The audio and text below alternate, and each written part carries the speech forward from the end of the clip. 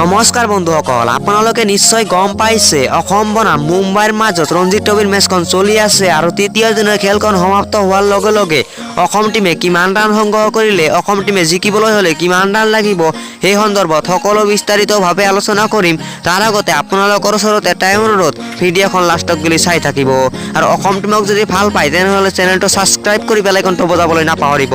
তেন্তে বলক ভিডিঅ'খন আৰম্ভ কৰোঁ। ফাৰ্ষ্ট ইনিংছত মুম্বাই টিমে 4 উইকেট হেৰুৱাই 687 ৰান সংগ্ৰহ কৰে আৰু অসম টিমটোক ফাৰ্ষ্ট ইনিংছত বেটিং কৰিবলৈ দিয়ে আৰু অসম টিমে 370 ৰানতে অল আউট হয় আৰু ছেকেণ্ড ইনিংছত মুম্বাই টিমে বেটিং নকৰি অসম টিমটোক বেটিং কৰিবলৈ দিয়ে। ফাৰ্ষ্ট ইনিংছত আমাৰ অসম টিমৰ বেটিঙৰ কথা ক'বলৈ গ'লে শুভম মণ্ডল আৰু ৰাহুল হাজৰিকাই অপেনিং কৰিবলৈ আহে। শুভম মণ্ডলে কৰে 40 ৰান আৰু ৰাহুল হাজৰিকাই কৰে 79 ৰান।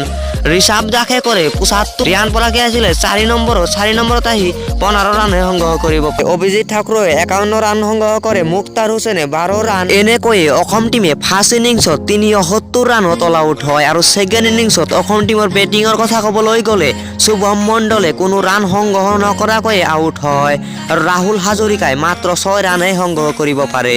ঋষভ দাসে 4 ৰান সংগ্ৰহ কৰে, ৰিয়ান পৰাগে আকৌ 6 ৰানহে সংগ্ৰহ কৰিব পাৰে। অভিক ঠাকুৰে 1 ৰান সংগ্ৰহ কৰে, গকুল শৰ্মাই 7 ৰান আৰু সৌৰাপমে 12 ৰান কৰি নট আউট হৈ আছে।